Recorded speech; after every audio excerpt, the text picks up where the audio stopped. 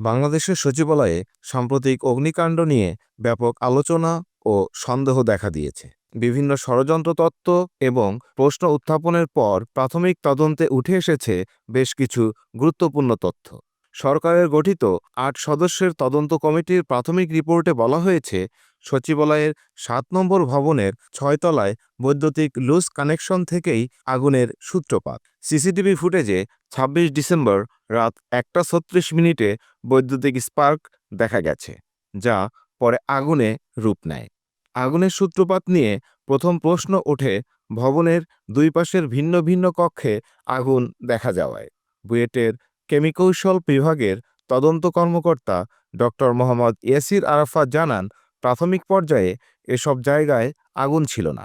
তবে আগুন করিডোরে ছড়িয়ে পড়ে এবং নির্দিষ্ট রুমে দাহ্য বস্তুতে দ্রুত প্রবেশ করে। সিসিটিভি ফুটেজেও আগুনের প্রাথমিক অবস্থান স্পষ্ট। ভবনের ভেতরে পাওয়া সাদা পাউডার নিয়েও নাশকতার অভিযোগ ওঠে। তবে তদন্ত কমিটি পরীক্ষা করে নিশ্চিত করেছে এটি চুন জাতীয় পদার্থ। সিসিটিভি এবং অন্যান্য পরীক্ষায় কোনো বিস্ফোরণ বা ইম্প্রোভাইজ ডিভাইসের আলামত পাওয়া যায়নি। ঘটনাস্থলে পাওয়া মৃত কুকুরটি নিয়ে প্রশ্ন তোলা হয়।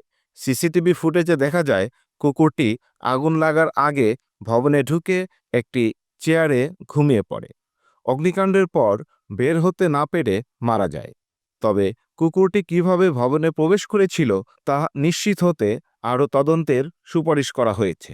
আগুন নেভাতে ফায়ার সার্ভিস দ্রুত ঘটনাস্থলে পৌঁছালেও বড় গাড়ি সচিবালয়ে প্রবেশ করতে বাধাপ্রাপ্ত হয়। ভবনের ফায়ার অ্যালার্ম এবং অগ্নি নির্বাপনের ব্যবস্থা ত্রুটিপূর্ণ বলে তদন্তে উঠে এসেছে।